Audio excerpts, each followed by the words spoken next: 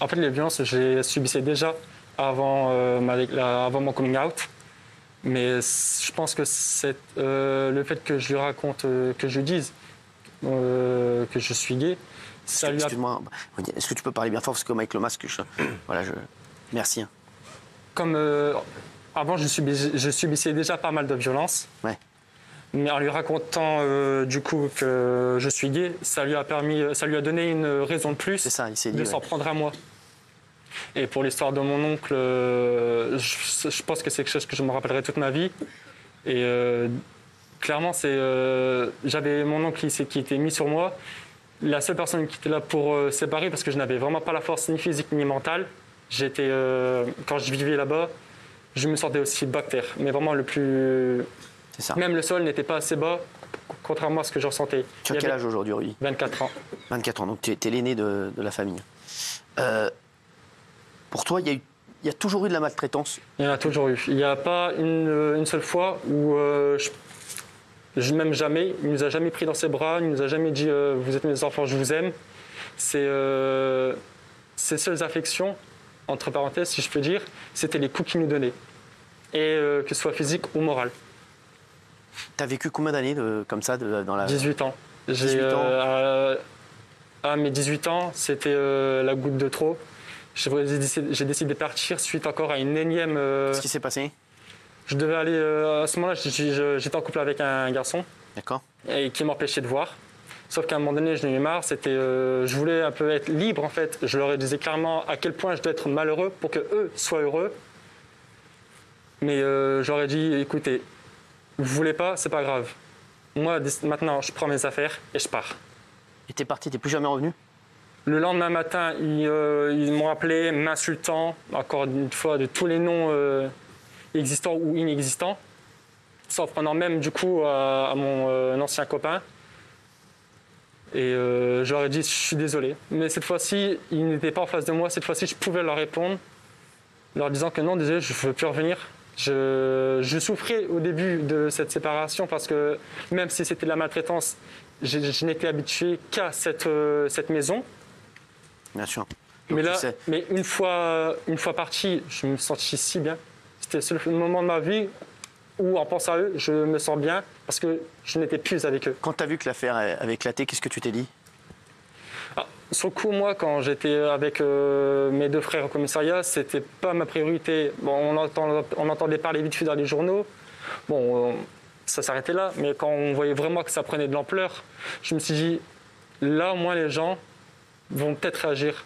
On pense à nous, on pense à mes frères et sœurs, mais on pense aussi peut-être aux futurs ou aux enfants aussi qui subissent ça.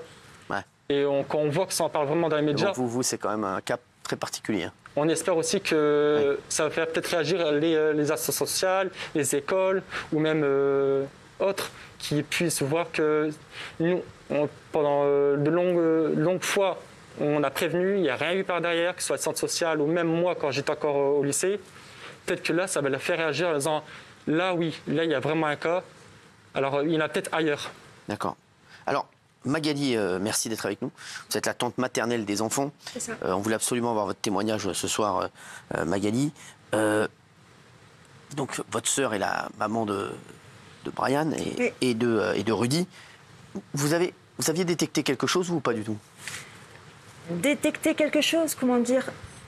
Je voyais la maison. Je voyais la maison sale. Oui. Ça, je pourrais pas le nier personnellement, car plus d'une fois en fait, en allant là-bas, le nombre de fois où j'ai proposé mon aide en lui disant « Tu veux de l'aide pour la maison ? Tu veux de l'aide pour les enfants ?» Ouais. Ça a toujours été des refus. Je lui ai proposé de prendre l'une des petites à la maison pour dormir la nuit. Ça a été un refus également. D'accord. Alors oui, on a vu. On a toujours essayé de trouver, des solutions, de l'aider. Mais à un moment donné, c'était plus possible, quoi. Mais comment vivaient les enfants quand vous alliez là-bas ? Vous voyez qu'il y avait un problème, qu'ils étaient malheureux. Ils ont essayé de vous parler à un moment ou pas du tout ? Non, ils n'ont jamais essayé de nous parler, malheureusement. C'est comme j'ai dit à Brian au téléphone plus d'une fois, à ses sœurs plus d'une fois, en leur disant ce que j'ai pas compris, c'est que j'aurais aimé justement qu'ils viennent nous voir, car moi, j'habite pas sur Lens, J'habite près de Bapaume. Donc en fait, mon erreur était toujours d'appeler avant de venir. C'est ça. Car avec la route, tout ça, je voulais pas non plus faire 2 heures de route. Justement, donc quand vos parents savaient qu'il y avait quelqu'un qui venait, ils changeaient d'attitude, ils faisaient des choses spéciales, Brian. Quand c'était des... vas-y. Ça dépendait tout simplement des personnes. D'accord, mais quand c'était votre tante, par exemple? Quand c'était notre tante Magali, ça arrangeait parce que peut-être ils se disaient qu'elle allait dire quelque chose. Sinon, comme elle connaissait bien les systèmes assistantes sociales, tout ça, elle aurait pu bouger. Si, par contre, il y avait des amis, certains membres de la famille aujourd'hui qui ne parlent pas ou qui parlent très peu, eux savaient qu'ils n'allaient rien dire, du moins jusqu'à aujourd'hui. C'était carte blanche, ils faisaient ce qu'ils voulaient, que ce soit devant l'ami qui a témoigné hier, que ce soit devant certaines personnes de la famille. Mais ils savaient à qui pouvait montrer. D'accord. Et Magali, donc, c'est le nécessaire pour que rien ne transparaisse. Voilà, moi quand j'arrivais, les petites étaient changées, attachées, mais on disait, attachées. Mais on me disait, elles regardent juste un dessin animé, ouais, elles font juste la sieste. Vous voyez les 2 petites attachées Ouais, je les ai vues. Clairement, je les ai vues, oui. Mais c'était toujours, elles font la sieste, elles regardent juste un dessin animé. Et quand l'histoire a débuté, j'ai parlé, je lui ai demandé, où dorment les enfants? Vous l'avez eu, quand l'histoire a éclaté, vous l'avez eu, votre sœur? Je l'ai vue. Vous l'avez vue? Alors, je l'ai vue. Vous avez été la voir? Je lui ai posé cette question. Vous lui avez dit quoi? Je lui ai dit, où dorment les petites? Oui. Elle m'a juré, en me regardant droit dans les yeux, elles dorment dans leur lit. J'ai fait, d'accord, je vais essayer de te croire. C'est ma nièce qui, 2 jours plus tard, m'a appelé en larmes, m'a tout dit. Elle m'a clairement dit, non, les filles ne dorment pas dans leur lit, elles dorment attachées dans les chaises, elles dorment dans leurs excréments. Et là, franchement, mon sang, il a bouilli tout de suite. J'ai fait, non, c'est pas possible. Je fais, non. C'est hors de question que je laisserai ça se faire. Donc les petites sont placées pour leur sécurité et maintenant, on va tout faire pour les savoir. Mais... Vous l'avez rappelé, votre sœur, vous lui avez dit je lui ai dit. Qu'est-ce que vous lui avez dit? Je lui ai tout dit que ce qu'elle a fait est juste innommable, inhumain. Que moi qui suis maman, jamais je ne pourrais faire ça à mon enfant. Bien sûr. C'est impensable. Que des enfants jouent, chutent, oui, attachés comme ça, jamais. C'est pas possible. Et elle vous a dit quoi? Elle a continué à nier? Nier, non. Sa réponse est « j'avais pas le choix ». Ah oui. En quoi tu n'avais pas le choix, en fait? Vous lui avez parlé des violences aussi? Oui. Vous lui avez dit quoi? Violences envers Rudy, envers Brian? À ses yeux, tout est faux. Ah oui. Après ça, je ne peux pas en témoigner parce que, bien sûr, devant moi, elle ne le faisait pas. Comme Brian dit, elle savait devant qui le faire et devant qui surtout ne pas le faire. D'accord. Moi qui ai grandi dedans, elle savait très bien que j'aurais réagi tout de suite. Et donc elle vous a dit, non mais ça c'est des bêtises? C'est ça. Elle a dit ça, donc elle vous a dit, Brian et Rudy disent des... Mentent, clairement, ils mentent.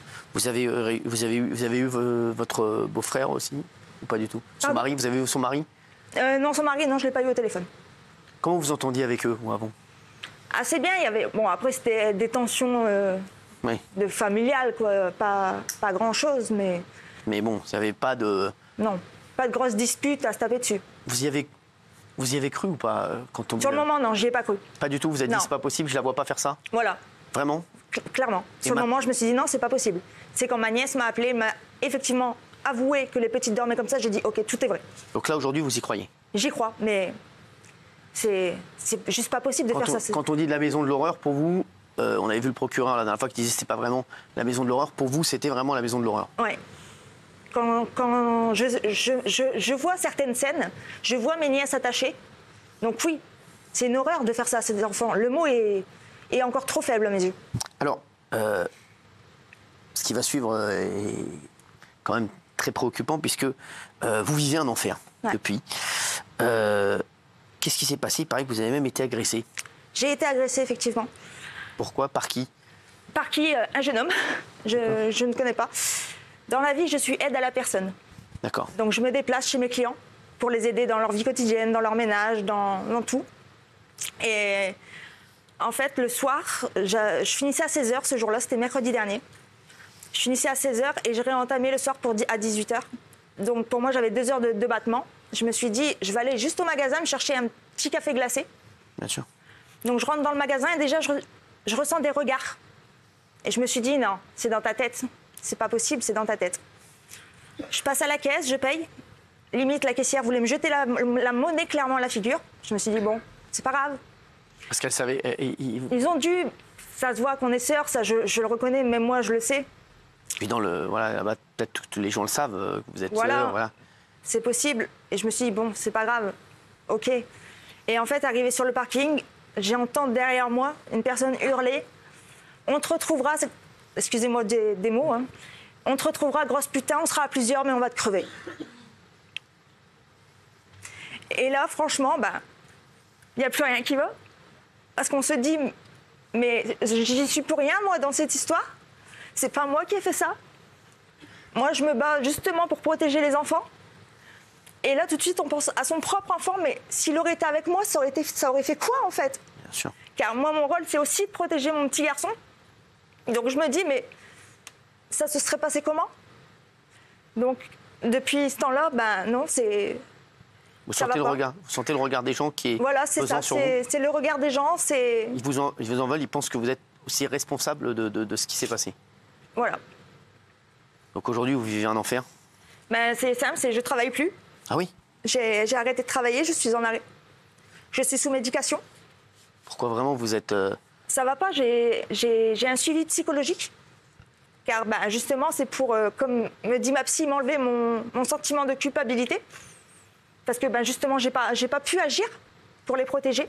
Mais ça... Mais c'est le regard des autres qui fait qu'aujourd'hui, vous vous dites j'aurais dû agir. Non, c'est même pas le regard des autres, ça, c'est moi. C'était mon devoir de tante. C'est mes neveux, mes nièces, c'est mon devoir de les protéger. Je suis maman, oui, mais je suis aussi tante. Et ça, j'ai pas su. Et ça, je m'en voudrais jusqu'à la fin de ma vie. Mais comment vous auriez pu faire? Parce que si personne ne vous le disait, si... Je sais pas, comme j'ai dit à Brian, comme j'ai dit à Rudy, je sais pas. J'aurais dû voir. Même si on m'a caché, ne serait-ce qu'un tout petit détail, peut-être m'aurait mis sur la voie. Car j'ai vécu, en fait, tout ce qui est année, foyer, tout ça, j'ai vécu. J'ai vécu, je vais pas dire la maltraitance, car j'étais trop petite pour connaître ça. Mais les familles un peu déchirées, tout ça, j'aurais... Mais là, un tel drame qui se joue dans votre famille, aujourd'hui, vous vous dites que votre vie ne sera plus jamais la même? Non, on ne sera plus jamais la même. Vous avez des enfants de quel âge? J'ai un garçon de 16 ans. 16 ans. Vous en parlez tous les deux? On en parle, oui. Qu'est-ce qu'il vous dit, votre garçon de 16 ans? Qu'il ne comprend pas comment sa tante a pu faire ça.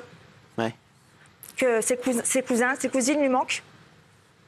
Car malgré qu'il ne les voyait pas souvent, certes, Ah oui, mais ça reste... sa famille.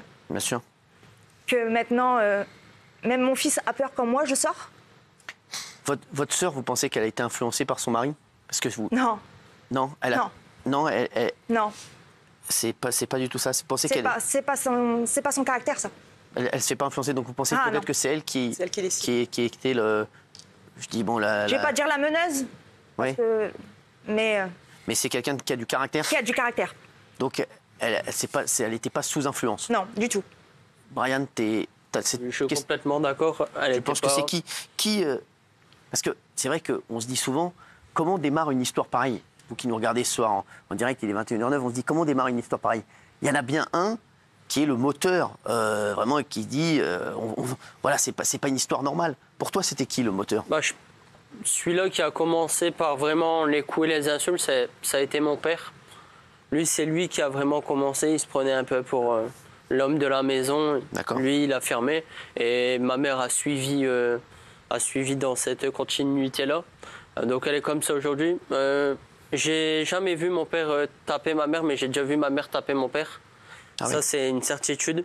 Donc aujourd'hui, Vous pensez que votre mère aussi lui disait il faut que tu sois plus dur, il faut ou pas du tout? non, pas du tout. Au contraire, j'ai déjà vu, comme je vous ai dit, ma mère taper mon père. D'accord. Mais c'est mon père aussi, je dis une question de mettre les enfants dehors.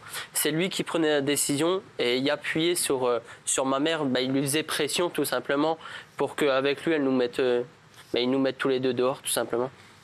Alors, Magali, votre témoignage fait énormément parler. Hein. Vraiment, les gens sont très tristes pour vous. Aujourd'hui, qu'est-ce que vous allez dire Est-ce que vous allez reparler à votre sœur? Est-ce que vous allez essayer de la raisonner ou est-ce que vous allez couper complètement Non, avec elle? je coupe complètement les ponts. D'accord, vous ne voulez plus la Non, voir? je ne veux plus jamais entendre parler d'elle. Clairement, ce n'est plus la peine qu'elle m'envoie un message. J'ai reçu un message d'elle il y a 2 jours en me disant qu'elle était désolée pour mon agression, qu'elle ne comprenait pas et qu'elle m'aimait. Ouais. Mais non, c'est pas à moi que tu dois des excuses. Oui, je vis un enfer, mais tes enfants ont vécu un enfer bien pire que le mien. Franchement. Et c'est à eux que tu dois t'excuser, pas auprès de moi. Donc pour vous, c'est terminé. C'est terminé. Terminé. Rudy, t'as demandé la garde enfin, Brian, t'as demandé la garde de tes frères et sœurs. Oui, j'ai été voir plusieurs personnes de ma famille, car il y en a qui sont certains parrains et marraines. On a trouvé des solutions, dont Magali, on va essayer de voir maintenant avec le juge. On va essayer de faire sortir le plus d'enfants possible, le plus vite possible. Aujourd'hui, on sait que ça ne sera pas facile, puisque maintenant, les enfants essayent de se reconstruire. Donc, je sais que les juges ne nous donneront pas cette confiance tout de suite. Mais en tout cas, je vais tout faire pour les sortir de là, comme j'ai dit, leur donner tout l'amour qu'ils n'ont jamais eu. Leur faire construire, reconstruire du moins une vie normale. Aujourd'hui, on fera tout notre possible pour que les enfants soient en sécurité, aimés et surtout plus dans leurs bras. Alors, vos parents seront jugés en janvier. Pour le moment, ils risqueraient 2 ans de prison et 30 000 € d'amende. Magali, pour vous, c'est quoi? C'est une honte. 2 ans? Oui. Non. Pour vous, c'est Non, c'est... Je comprends pas qu'on me donne 2 ans pour ça. Et attendez, c'est le maximum. Hein. Le maximum? Ouais, oui. Eh ben, dis donc. Genre, là, si monsieur le procureur m'entend, je sais pas. Vous allez témoigner, vous, au procès? J'espère. J'espère que je serai appelée. Ah oui, je pense que vous allez être appelé. Vous allez... Oui, il n'y a pas de souci, je répondrai présente et avec plaisir. Mais qu'elle ne s'attende pas à ce que je témoigne en sa faveur, car ça n'arrivera pas. Vous entendiez quand même bien avec votre sœur. C'est vrai que là, on a l'impression vraiment que vous avez... Ah, mais c'est même plus de la colère que j'ai, c'est de la rage. Vous avez beaucoup entendu Brian, Rudy, c'est ça aussi Voilà. qui a fait qu'aujourd'hui... Je les ai vus pleurer devant moi. Ouais. C'est une chose horrible. De voir ses neveux, ses nièces en larmes, ça m'a brisée. Brisée. Plus jamais je vais les voir pleurer à cause d'eux. Plus jamais. Gilles, donc ça sera courant janvier. Oui. Et ce qui est incroyable, c'est que quand on vous entend, c'est une maison de l'horreur, vous êtes des enfants martyrs et la justice ne retient rien de tout ça. Alors moi, j'ai une question simple à vous poser à tous les deux. Pourquoi est-ce que vos parents sont protégés par quelqu'un? Qu'est-ce qui se passe? Est-ce que la justice ne vous croit pas, à votre avis? Je pense, comme ils disent, malheureusement, j'ai oublié de donner une information aussi, c'est qu'on a eu un coup de téléphone d'un des foyers de mon petit frère de 6 ans. Et un médecin aujourd'hui retrouvait des coups sur l'un de mes petits frères. Ah. Aujourd'hui, à l'heure d'aujourd'hui, encore hier, il n'y en avait pas. Donc ils s'appuyaient sur ça, c'était leur seule défense envers mes parents. Aujourd'hui, je suis choqué. Normalement, quand je vois un procureur devant un accusé, c'est le premier qui va lui demander la peine maximum au juge. Aujourd'hui, c'est le premier qui les défend. J'ai été atterré par ça, j'avais pris un coup moral. Aujourd'hui, j'espère que maintenant le médecin va donner toutes les preuves. Aujourd'hui, le médecin a décrit des maltraitances physiques, des maltraitances morales aussi, puisque le petit est aujourd'hui violent, puisqu'il a été éduqué dans la violence. Aujourd'hui, ils ont senti que le petit n'avait jamais eu d'amour. Aujourd'hui, ils ont vu que jamais aucun des parents n'a été au dentiste avec aucun des enfants. Il décrit une maltraitance hygiénique aussi.